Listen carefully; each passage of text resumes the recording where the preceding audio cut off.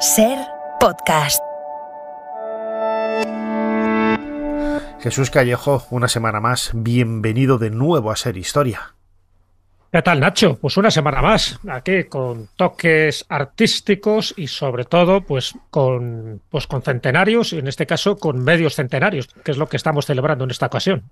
Pues sí, celebramos los 50 años de la muerte de Pablo Picasso, que bueno, eso de celebrar la muerte de alguien suena un poco extraño. Suena, ¿no? Raro, eso se decía de los santos más bien, ¿no? Sí, ¿no? Más bien claro. de los santos. Claro, sí. Es que pues también hace pocos días celebrábamos, entre comillas, también la muerte de Lord Carnarvon, el 5 de abril. Y eso de celebrar pues suena un poco raro, ¿no? Pero sí, el 8 de abril del año 1973 fallecía Pablo Picasso, uno de los artistas más importantes de la historia de la pintura del siglo XX. Yo creo que el más importante y el más influyente, ¿no es así? Sí, no, sin ninguna duda. El que sea uno de los creadores del cubismo, que sabes que son de esos movimientos o corrientes artísticas que fue una ruptura bastante traumática en aquella época. Ahora ya lo aceptamos como algo muy normal, ¿no? Todo lo que era el dadaísmo, lo que era el futurismo, lo que era el cubismo.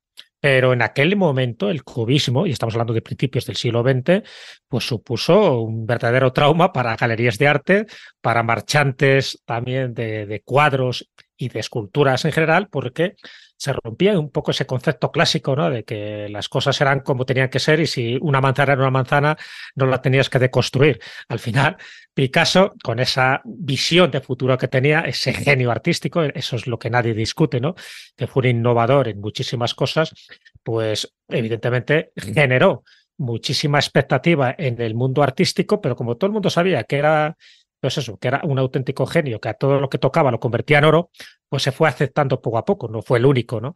Ya sabes que Josh Brack también colaboró en ese movimiento del cubismo y luego pues las distintas etapas que tuvo Picasso a lo largo de su vida, porque prácticamente lo tocó todo en el terreno artístico, tocó la escultura, la cerámica, los grabados y por supuesto pues todos los cuadros y todas las etapas que él pasó. Acuérdate de la etapa azul y la etapa rosa. Entonces, todo eso es lo que ha configurado, pues, un poco un aspecto de Picasso que ha llegado a día de hoy como un indiscutible artista, pero luego, como tú bien sabes, pues ahora también se cuestiona muchas cosas de su vida privada y que intentan también como añadir luces y sombras a la vida de un artista. Pero eso siempre es muy peligroso, porque cuando empiezas a analizar la vida privada del que sea Picasso, o sea cualquier artista de Hollywood, o sea cualquier cantante de ópera, pues te vas a encontrar siempre con luces y con sombras, claro. Desde luego, ¿no? Y que el que esté libre de pecado que tire la primera piedra, ¿no? Es que a mí me parece cuando empiezan a revolver este tipo de cosas, me parece absolutamente abyecto, ¿no? Porque es que nadie quedaría, absolutamente nadie quedaría impune a un juicio divino, ¿no? De esta gente que se autoproclama casi, ¿no? Como dioses y jurados de la divinidad, ¿no? Pero bueno, lo que dijo el cardenal Richelieu en su día, dice: dame 10 líneas escritas por el hombre más honrado y encontraré 5 motivos para hacerle ahorcar. No, que sí, totalmente, sí. Desde luego que sí, tienes razón. Muy bien, Jesús Callejo, crononauta. Tenemos aquí delante de nosotros el teclado de nuestra máquina del tiempo. ¿Cuál es la fecha que nos propones en esta ocasión para viajar al pasado? La fecha es el 2 de septiembre de 1948.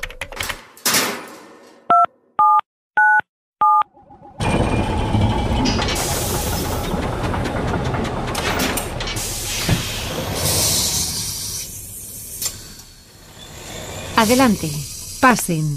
Jesús Callejo les está esperando junto al cronovisor.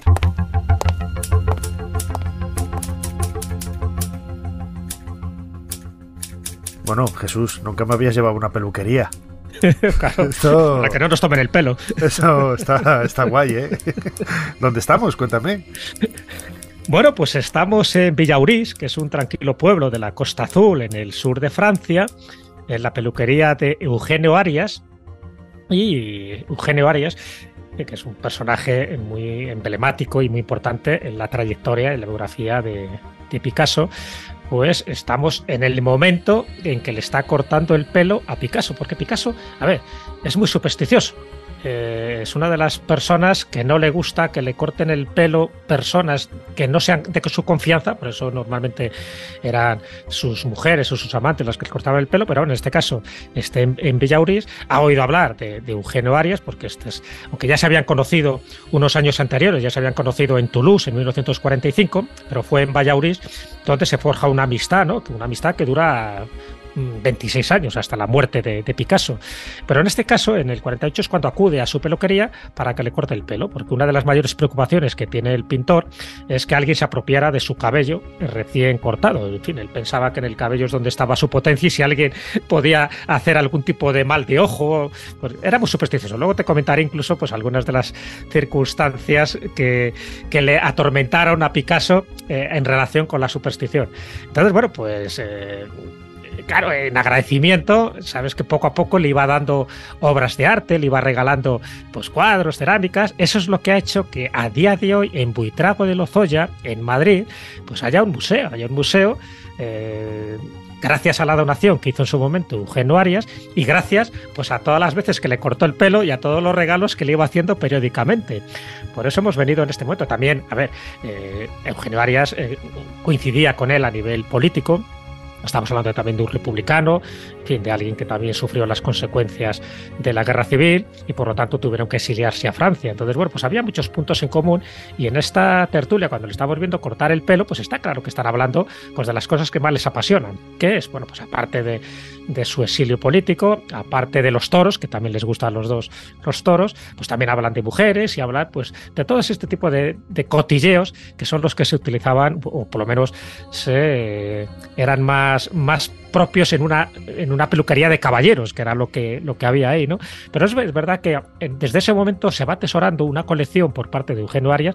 Eugenio Arias, ya digo, que es una amistad que le dura prácticamente toda la vida. De hecho, cuando él muere, estamos ahora conmemorando esos 50 años, ¿no? Cuando él muere el 8 de abril de 1973, que muere con 91 años, bueno, pues cuando se le amortaja con una capa española y lo hizo precisamente Eugenio Arias. O sea, te lo digo para que veas un poco que esta relación que estamos en 1948 que llega hasta 1973 y por lo tanto, pues evidentemente cuando entrega todas estas obras al museo, bueno, a la localidad donde le vio nacer, en Buitrago de Lozoya, Eugenio Arias, pues evidentemente Buitrago están encantados porque gracias a todas esas cerámicas, esos carteles firmados, a esos platos decorados, a esa caja de barbero decorada por Picasso con la técnica de la pirografía, en fin, con multitud de objetos, pues hoy por hoy Buitrago de Lozoya puede sacar pecho y tener uno de los grandes museos de Picasso, aparte de otros que tiene tanto en Estados Unidos como en el resto de España. Mira, dices hoy por hoy, pues hace precisamente unas semanas dedicamos en el Hoy por Hoy Madrid, en la sección de historia que tengo yo todos los lunes junto con Marta González Novo, unos minutos precisamente a ese museo de Picasso en Buitrago de Lozoya, la localidad donde nació Eugenio Arias y que donó al fallecer él pues todas esas obras al ayuntamiento, y hoy están en ese museo dentro del edificio del ayuntamiento, en donde se puede disfrutar de ese legado absolutamente único del bueno de Picasso. Lo comentabas antes, Jesús, la obra de Picasso hasta esa evolución en diferentes etapas hasta el cubismo, que quizás es con lo que más se le conoce, pero realmente las primeras obras, ahora escucharemos un fragmento de un documental, pero esas primeras obras es una pintura muy tradicional, es una pintura muy, muy estética desde el punto de vista descriptivo, ¿no? de todo lo que rodeaba las figuras y podría pasar por cualquier otro pintor, no hay absolutamente nada de ese futurismo en esos primeros cuadros que pintó el bueno de Picasso. No hay nada de futurismo. Él era realista como eran los pintores en aquella época. Él todavía no tenía esa concepción rupturista del arte. Esa la tiene sobre todo cuando se va de España, ¿no? Cuando ya está en París, es donde, en fin, al juntarse con la bohemia de París en aquel momento, pues es cuando, en fin, se empieza a dar cuenta de que el arte no tiene por qué ser el que nos han enseñado en las escuelas. Y él lo tiene muy claro desde el primer momento. De hecho, los primeros cuadros son tradicionales, incluso son folcloristas, se puede decir, porque tiene mucho que ver incluso con el mundo católico. Fíjate que él luego, como bien sabes, él se hace comunista, se hace ateo y reniega un poco de la religión católica. Pero en esas primeras etapas, estamos hablando hasta que él tiene 20 y tantos años, pues está claro que él va representando lo que él ve y sobre todo lo que le exigen también, ¿no? Las modas del momento.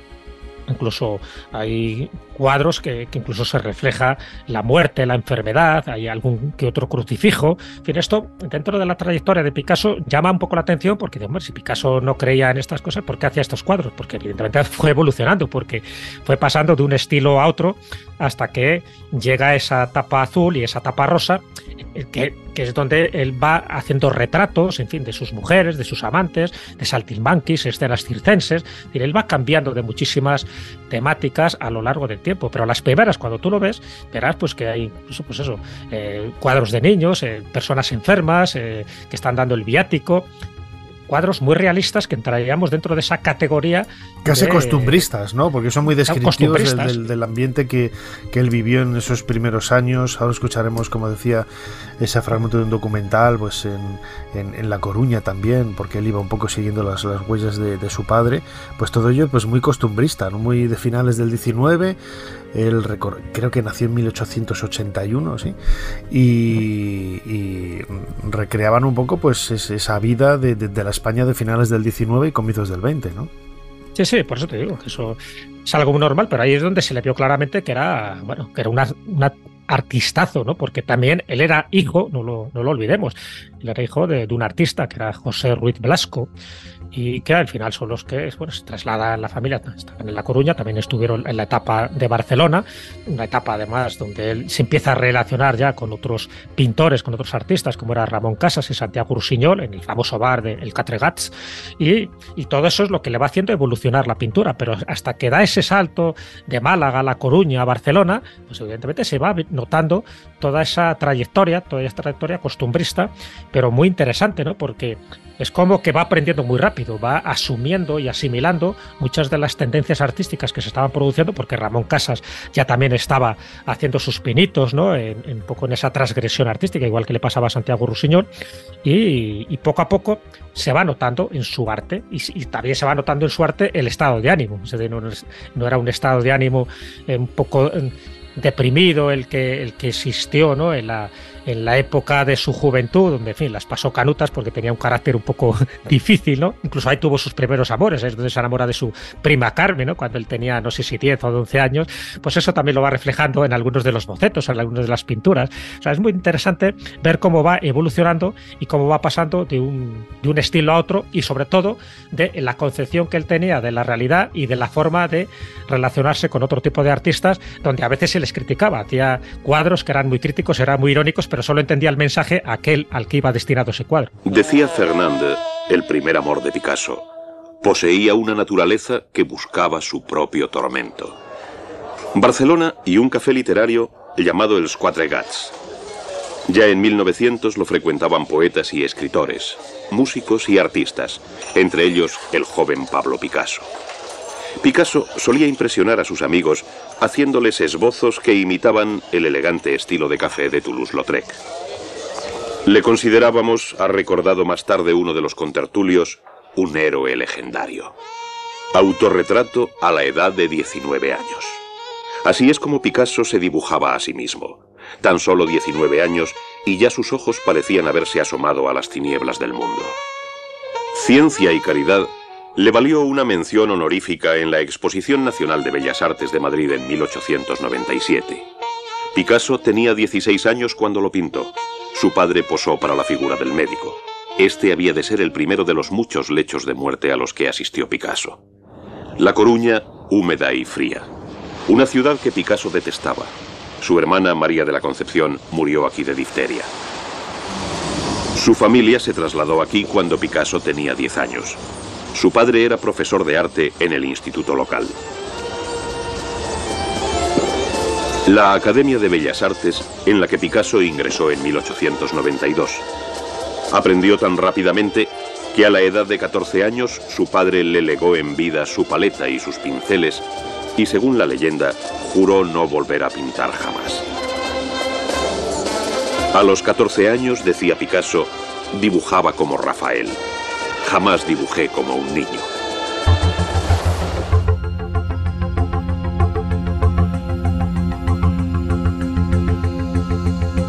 Antes lo anunciaba, escuchamos un fragmento de un documental de televisión titulado Picasso, de Visual Ediciones, un documental del año 1985 que tiene ese toque realmente cargado, angosto, de cómo era la visión del arte, ¿no? Pues hace 4 o 5 décadas, y que a mí me llamó la atención el otro día cuando lo vi, ¿no? Se hablaba en este audio de esos primeros años de Pablo Picasso.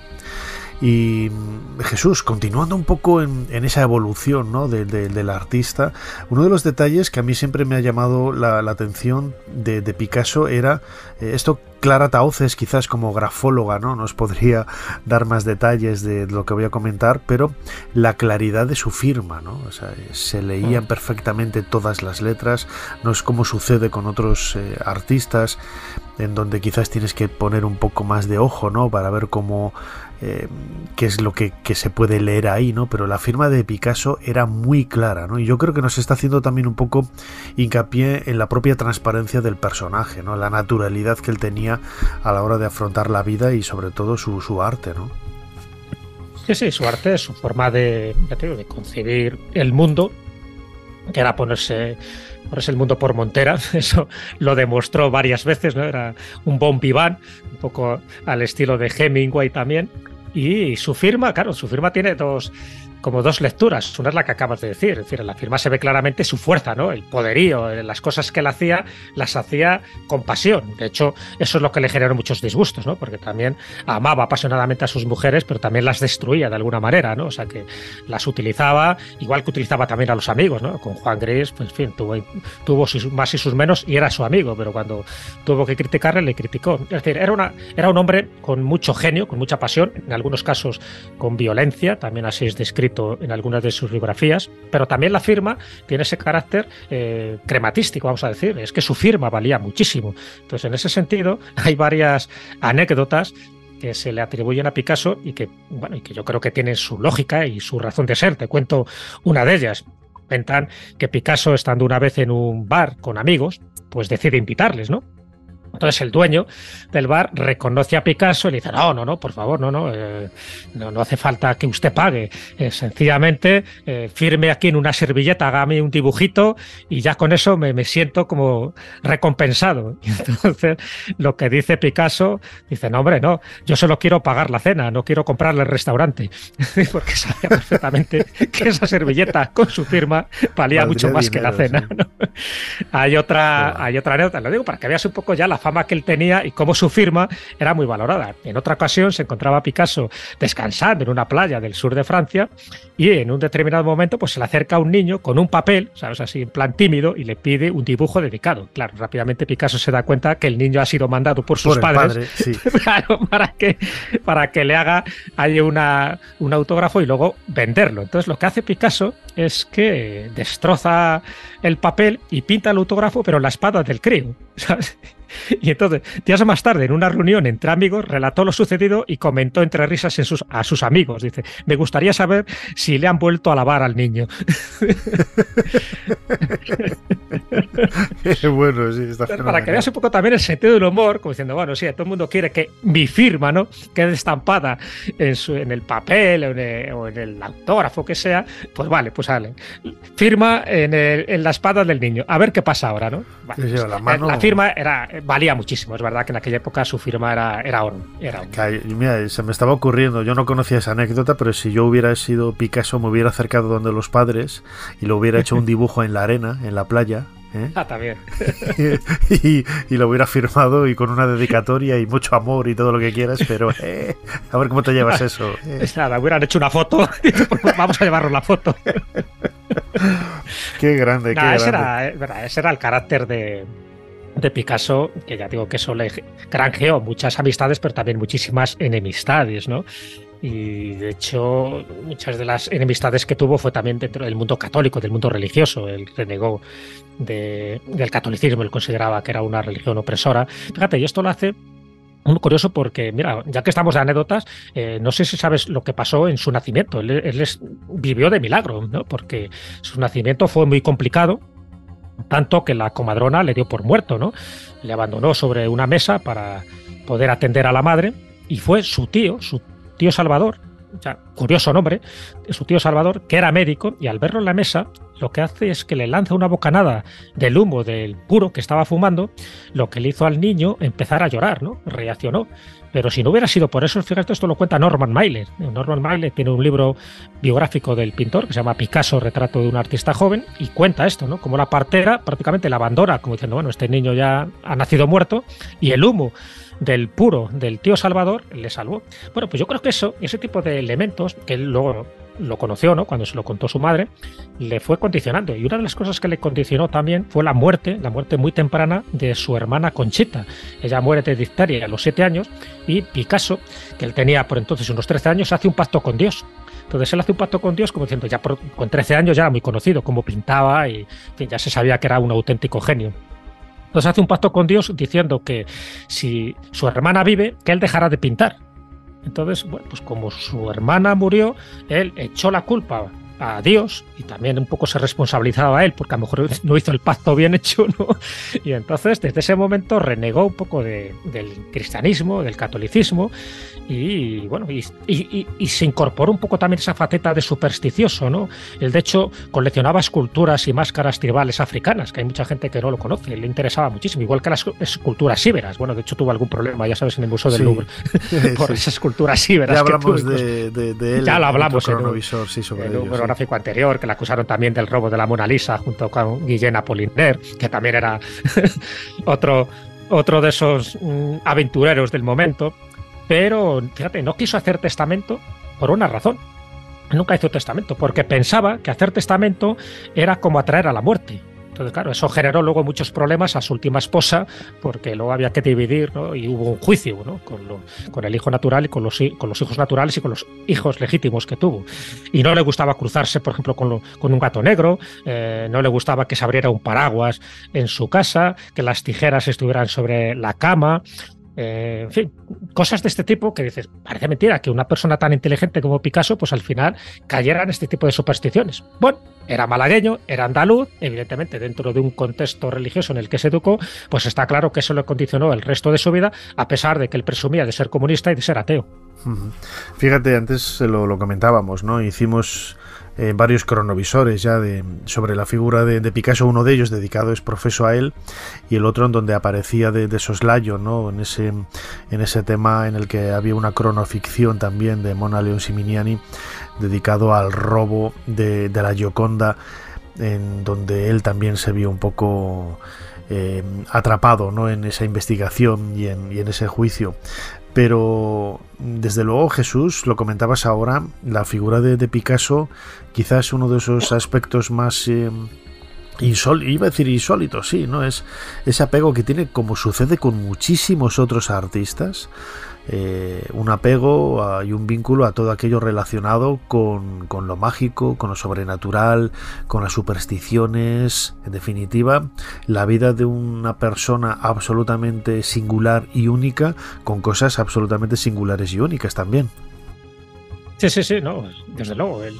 Una persona, pues eso, muy pasional, eso es evidente, ¿no? Y de hecho solo hay que leer las biografías que se han hecho de él, incluso biografías por parte de sus amantes y de sus mujeres, y donde se ve esos claroscuros, ¿no? Lo que pasa con cualquier persona de estas características, donde para ellos el vivir era como absorber la vida en todos sus aspectos.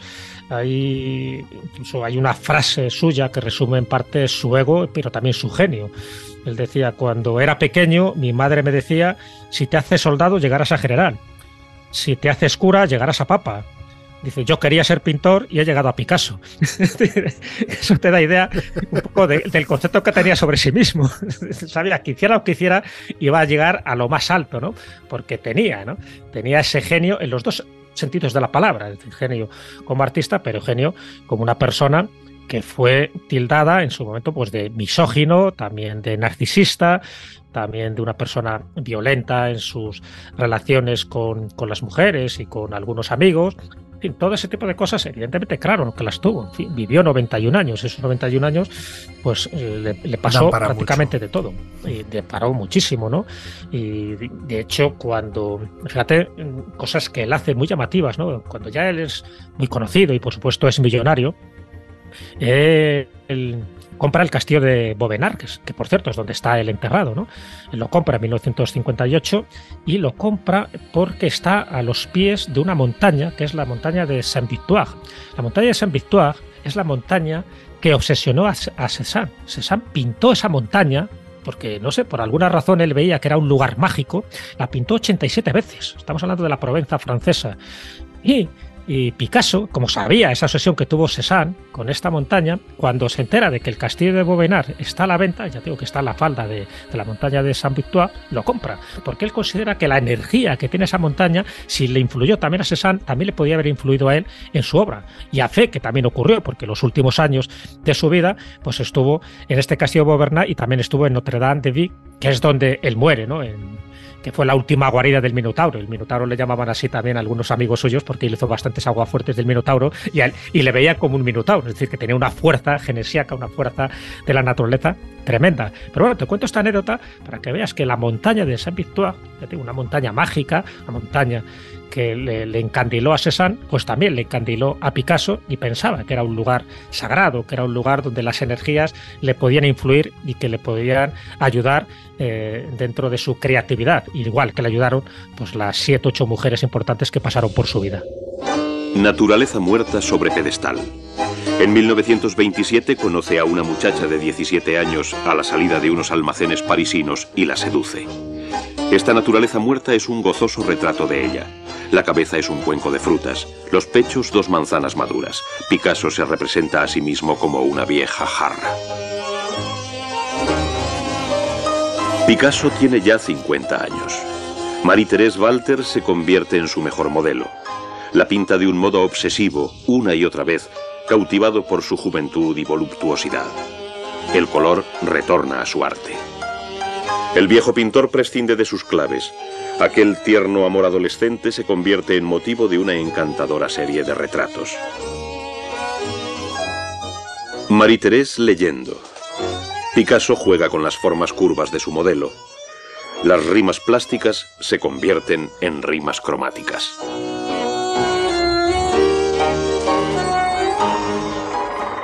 Escultura. La conmoción.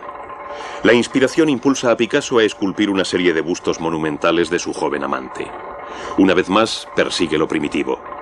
Los rasgos de Marie-Thérèse se ven brutalmente simplificados hasta convertirse en un denso bulto de formas. Picasso la convierte en una antigua escultura de arte nativo, como las imágenes de la isla de Pascua. Marie-Thérèse es una muchacha modesta y sencilla. Lee constantemente. Siente devoción por Picasso.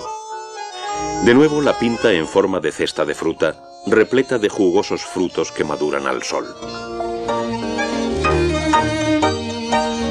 El idilio no puede durar.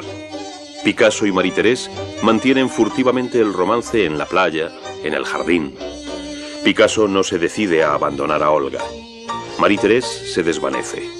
Para mí, afirma Picasso, tan solo hay 2 clases de mujeres, las diosas y los felpudos. La opulenta modelo del artista se ve castigada con líneas rectas. El viejo jarrón permanece impasible, el espejo mudo. Pero Marie-Thérèse se encuentra destinada a pasar el resto de sus días manteniendo hacia Picasso la misma devoción sin esperanza. Más tarde, al conocer su muerte, Marie-Thérèse se suicida.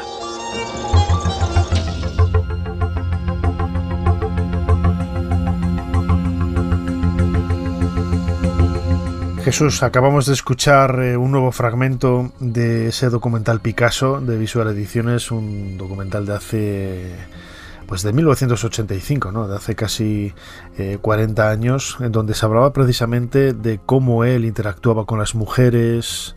Acababas tu intervención antes de dar paso al audio, precisamente hablando de ellas, cómo las pintaba, como incluso alguna de ellas se llegó a suicidar, ¿no? Después de conocer la propia muerte de Picasso.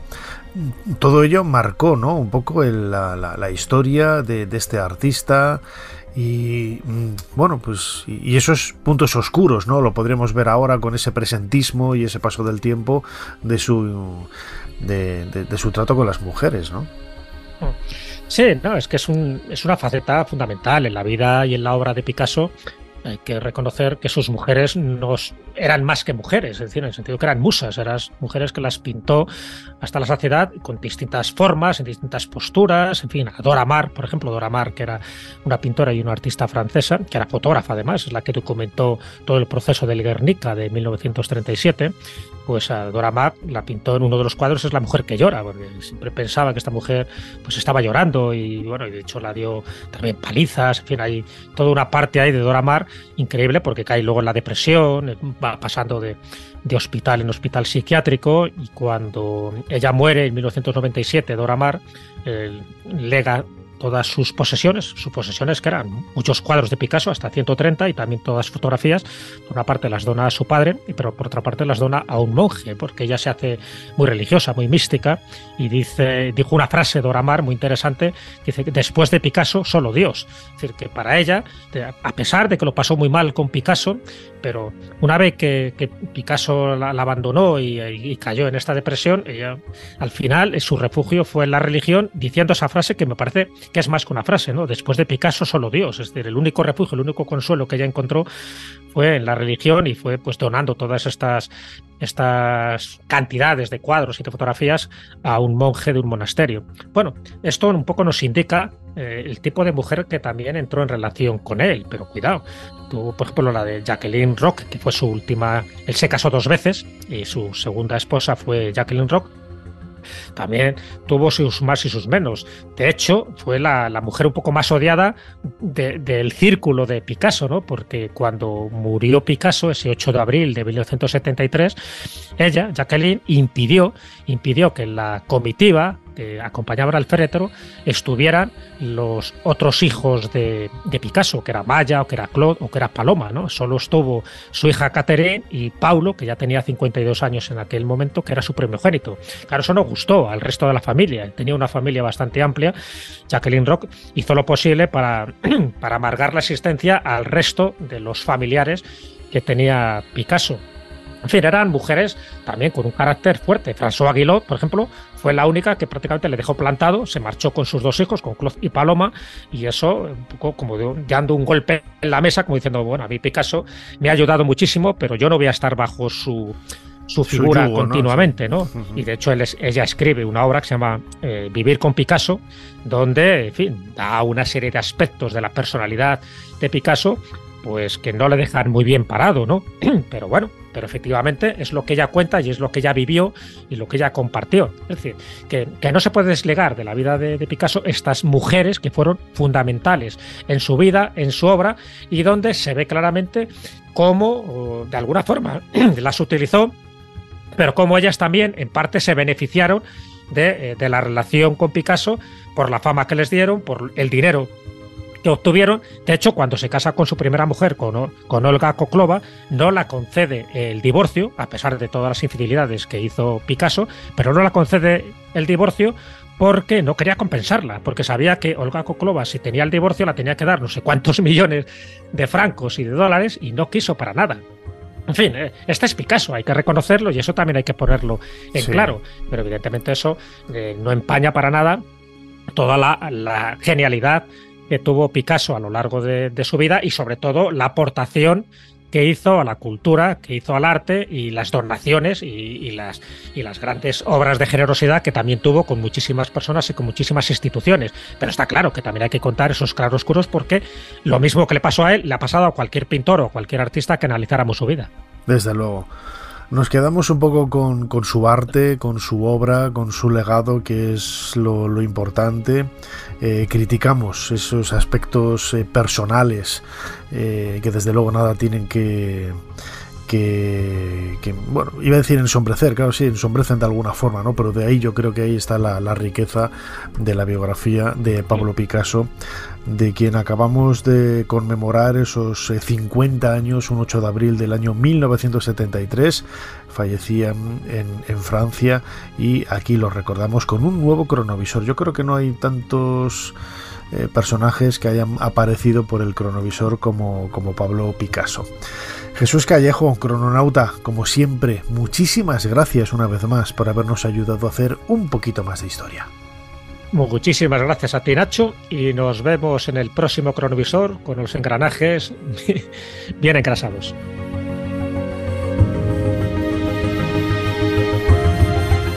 Suscríbete a Ser Historia. Todos los episodios y contenidos adicionales en la app de Cadena Ser y en nuestros canales de Apple Podcast, Spotify, iVoox, Google Podcast y YouTube. Escúchanos en directo en la Ser los domingos a la 1:30 de la madrugada. Cadena Ser. La radio.